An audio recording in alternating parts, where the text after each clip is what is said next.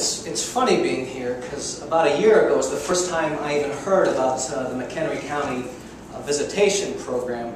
I had chaired a group called Sojourners out of New York City's Riverside Church, and had been visiting detained immigrants and asylum seekers for about 8 years. And whenever we went to visit, there would be a glass separating us.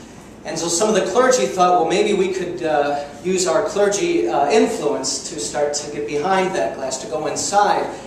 And we just ran up against so many walls and so much bureaucracy. And then somebody, I can't remember who it was, mentioned, well, did you hear about what some folks in Chicago do? And they went to the state legislature to change the laws. And we were like, well, we haven't even thought of that. And I was like, well, I wonder who's putting that together. I figured it was some young man in a suit and tie, and very business savvy, and sure enough, I heard it was two incredibly determined, powerful, sweet sisters.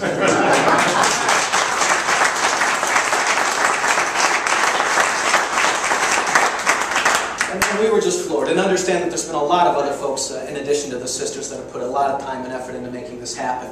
And one of the key things I think that was important here was that the sisters were able to feed off of and partner with groups like Illinois Coalition to make a lot of this really happen, to have some force behind them. So I think that's incredibly important, and one of the reasons why this model is important for others all around the country.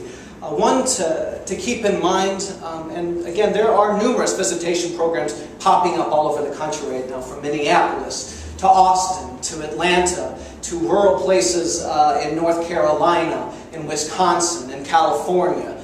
These are beginning to pop up all over the place, and I think this particular visitation program can be an important model. One, for the importance of partnerships like we just talked about between people of faith and some of the secular organizations that are already doing wonderful immigrant rights work.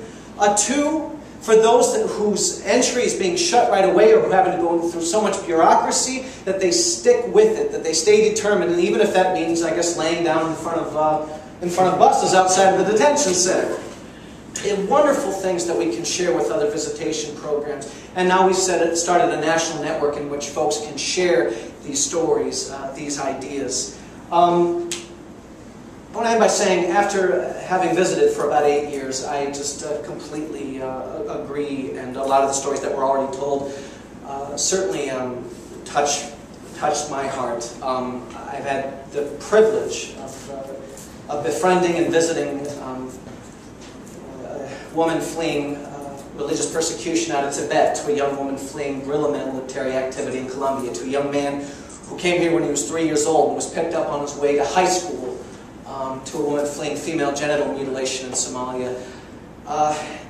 I know how much visitations mean to these people. When every day they have people looking at them with authority in their eyes, with their arms crossed. To have all of a sudden people come in and look at them, even if they don't speak the same language, look at them with compassion, with care, and with the sort of humanity that they deserve is life-changing, not only for the visited, but the visitor, and that's obviously what we've heard here. And it's a wonderful way for people of all different faiths to be able to practice the call to show hospitality and welcome to those who are different from us, those who we perceive as strangers in our lives. I know one particular verse that really stood out to me from Hebrews in my own tradition was, do not neglect to show hospitality to strangers, for in doing so you may well have entertained angels unaware. And I certainly can hear that in some of the stories we've told.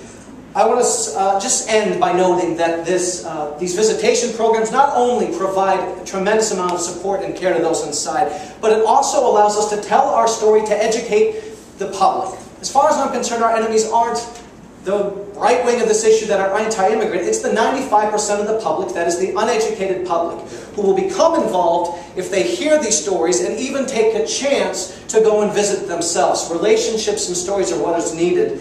And in addition to the wonderful policy work being done, the laws that are being changed, what needs to truly be changed, as far as a lot of the folks that I visited with, is the culture of detention. So that we begin to see the people who are held inside, immigrants, not as strangers, but as neighbors, of people who are worth dignity and the care and the love they receive from the volunteers who visit. So I'm thrilled and humbled to be a part of it here in Chicago and know that it will serve as a model for the rest of other visitation programs across the country.